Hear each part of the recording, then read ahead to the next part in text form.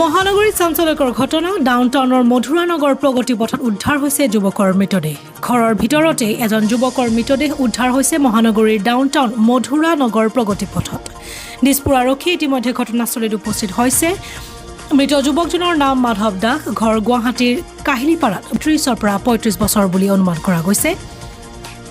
যুৱকজনৰ ভৰিত কিছু আঘাতৰ চিন দেখা গৈছে মুখেৰে ফেন ওলাই আছে যুৱকজনৰ এটা কনষ্ট্ৰাকচনৰ কাম চোৱাচিতা কৰিছিল মাধৱ দাসে বৰ্তমান GMCH-ৰ মৰ্গত মৰণোত্তৰ পৰীক্ষাৰ বাবে থোৱা হৈছে মৃতদেহটো প্ৰাথমিক তদন্তত হত্যা বুলি সন্দেহ কৰিছে আৰক্ষীয়ে লগতে পৰিয়ালৰ লোকে গুৱাহাটী মহানগৰীৰ ডাউনটাউন মধুৰানগৰ প্ৰগতি পথত উদ্ধাৰ হৈছে এজন যুৱকৰ মৃতদেহ দিছপুৰ আৰক্ষী ঘটনাস্থলীত উপস্থিত হৈ বৰ্তমান GMCH-ৰ মৰ্গত লৈ যোৱা হৈছে এই মৃতদেহটো ইতিমধ্যে আৰক্ষীয়ে তদন্ত আৰম্ভ কৰিছে প্ৰাথমিক তদন্তত হত্যা বুলি সন্দেহ কৰিছে আৰক্ষী আৰু লগতে পৰিয়ালৰ লোকে যুৱকজনৰ ভৰিত কিছু আঘাতৰ চিন আছে লগতে মুখেৰে ফেন ওলাই আছিল যুৱকজনৰ নাম মাধৱ দাস ঘৰ গুৱাহাটীৰ কাহিলীপাৰাত বয়স প্ৰায় 30 পৰা 35 বছৰ বুলি গম পোৱা গৈছে